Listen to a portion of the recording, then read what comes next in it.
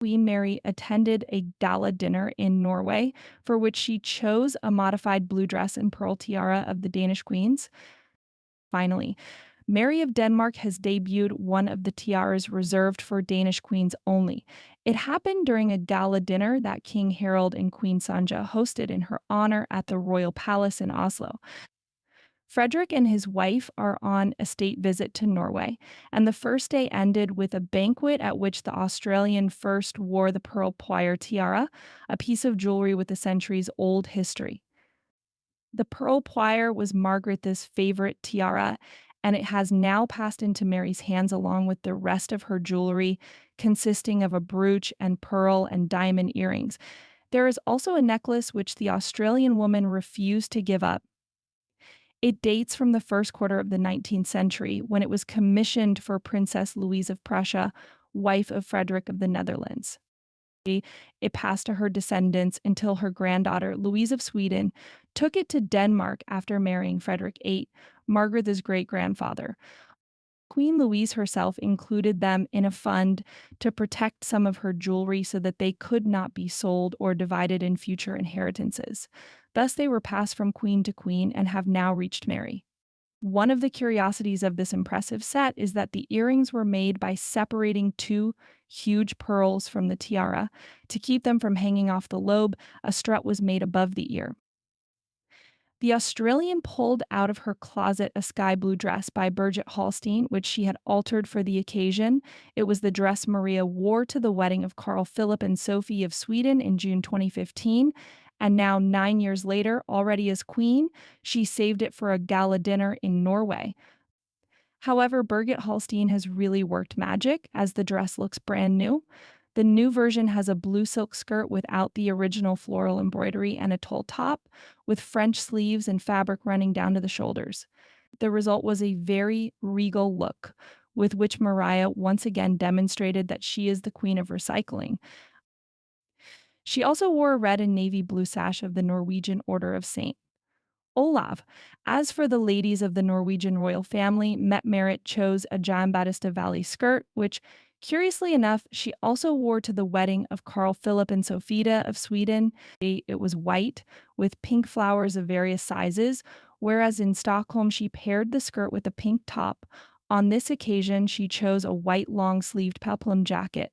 She wore the sash of the Danish Order of the Elephant, as did her husband, Prince Haakon, and her in-laws, Harald and Sonja. The Norwegian heiress crowned her head with a tiara of amethysts and diamonds that King Harald acquired in the 1990s to give to his wife, Queen Sonja. The amethysts are surrounded by brilliant cut diamonds alternating with small diamond flowers, also brilliant cut. The tiara was worn regularly by both the heiress and her daughter-in-law, Martha Louise, and is part of a pair of earrings also worn by Mette-Marit. Queen Sonia, for her part, wore an orange dress with a pleated fabric cape. She chose an emerald tiara as her tiara, a neoclassical piece of jewelry that jeweler Baps made in 1804 for Empress Josephine. It is made of diamonds and emeralds depicting curls and honeysuckle. At the top in the center is a large princess-cut emerald. Josephine left the tiara to her son, Eugene de Beauharnais, who gave it to his daughter, Amelia, when she married Pedro I of Brazil. Amelia bequeathed the jewel to her sister, Queen Josephine of Sweden, and eventually, after passing through several heads, the tiara ended up in the hands of Queen Martha, wife of King Olaf V. Today, it is a favorite tiara of Queen Sonja, who, as sovereign consort, is the only one to wear it.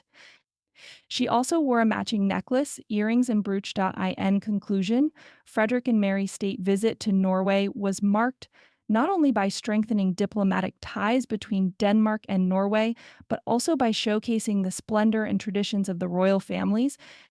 A gala dinner hosted in honor of the Danish royal couple was the setting for Mary's debut as the wearer of the Danish royal family's iconic jewelry, including the famous pearl poire tiara.